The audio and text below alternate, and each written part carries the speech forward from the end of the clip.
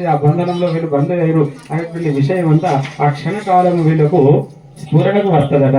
కాబట్టి ఆ జీలకర్ర బెల్లాన్ని మన యొక్క హైందవ వివాహ పద్ధతిలో పెట్టడం జరిగేది. కాబట్టి ఆ విధంగా ఇప్పుడు ఆ రామచంద్ర ప్రభుల వారి యొక్క సుముహూర్త కార్యక్రమం అనేటువంటి పూర్తయింది. కాబట్టి చక్కగా ఆ రామచంద్ర ప్రభుల వారిని సీతా మహాలక్ష్మీదేవిని దండం పెట్టుకోండి. సీతారామచంద్ర భగవానికి రామచంద్ర భగవానికి అనేరా కంకణ మాంగళ్య గౌరి దేవత పూజాంతకరిష్టే పుష్టి మట్టల పైన నీళ్లు చల్లండి.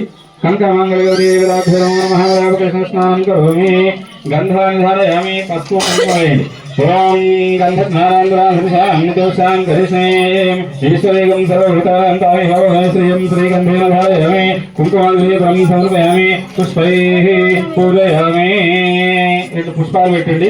పుష్పై పూజయామి ప్రార్థనాపూర్వక నమస్కారాన్ని కరోమి. కంకమాంగళగౌరీ నమః నానావిధ పుష్పాన్ని సమర్పయామి.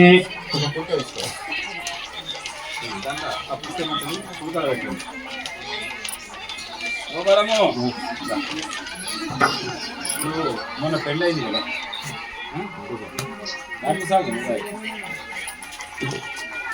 ఇంకా పడతా మీరు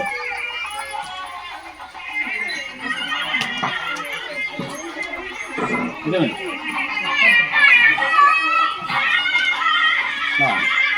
అందరికి ముట్టించుకోండి.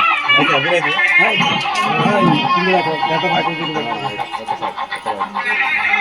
మీ అక్షతలు పంచి అందరికి ముట్టించుకోండి. మనకు వివాహ ప్రక్రియలో అంతర్భాగంగా ప్రతి వివాహానికి వేదికకు వెళ్ళగానే ఏం చేస్తారు? కొత్త మంటలు వస్తాయి, వాటిని మొత్తుకోండి అంటారు.